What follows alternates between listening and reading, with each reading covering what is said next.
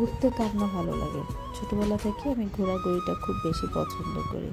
আর ঘুরতে গেলে খাবো না এটা কি হয়? বাইরে কোথাও ঘুরতে গেলে আমার জানি ক্ষুধাটা বেশিই লাগে। তাই আজকে আমাদের ফার্স্ট পার্ট হচ্ছে আমরা ঘুরতে যাওয়ার জন্য কি কি আয়োজন করতেছি, এই ভিডিওটা সম্পূর্ণ দেখে কমেন্ট করবেন।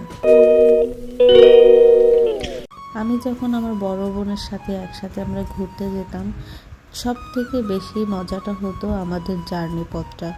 আমাদের বাড়ি হচ্ছে খুলনা, তো খুলনা যখন আমরা যেতাম, আমি আর আমার বোন একসাথেই যেতাম। আমি থাকতাম নারায়ণগঞ্জ, আমার বোন থাকতো টঙ্গিপাড়া।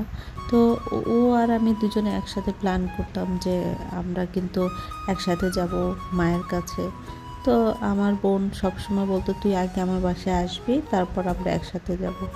আর আমি এই জিনিসটা কিন্তু আমি আমার বড় বোনের কাছ থেকেই শিখেছি। আমার বড় বোন কোথাও গেলেই হয় বিরিয়ানি, নালে ফ্রাইড রাইস, নালে চিকেন ফ্রাই, এগুলো নিয়ে যেত, কারণ এগুলো না জার্নি পথে খেতে খুবই ভালো লাগে।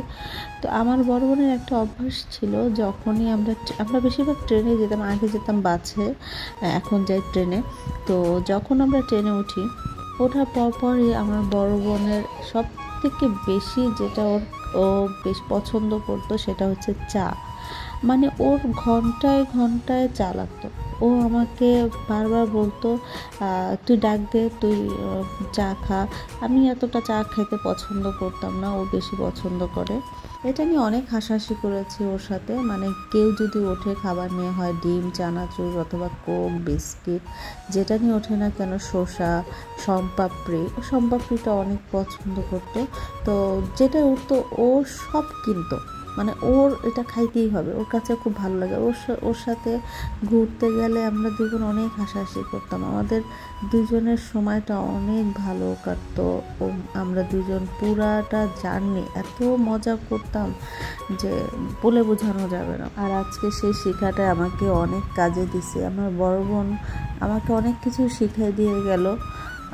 আজকে আমরা সেরকমই একটা আয়োজন করেছি, আমরা কোথাও ট্যুরে যাব।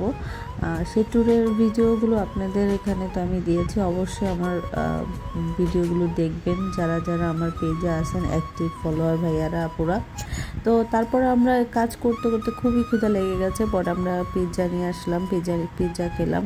আমি তৈরি করেছিলাম ফ্রাইড রাইস প্লাস হচ্ছে চিকেন ফ্রাই, আর একটা ছোট্ট সবজি করেছে, সবজি ঠিক না, এটা হচ্ছে মাশরুম দিয়ে একটা সবজির মতোই রান্না করেছি।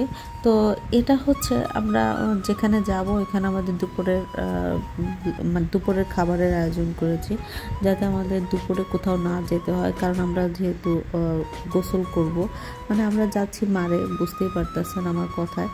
তো কেমন লাগলো আমার ভিডিও? আমি ভিডিওগুলো করি আপনাদের ভালো লাগার জন্য, আপনাদের কাছ থেকে ভালো কিছু শোনার জন্য। আর দ্বিতীয় কথাগুলো, আমাদের প্রত্যেক আপুরাই আমরা যারা ভিডিও করি, ভিডিওগুলো আমাদের স্মৃতি হয়ে থাকে, পরবর্তীতে ভিডিওগুলো দেখতেও খুব ভালো লাগে। আর আপনাদের কেমন লাগে অবশ্যই কমেন্ট করে জানাবেন। আল্লাহ হাফেজ।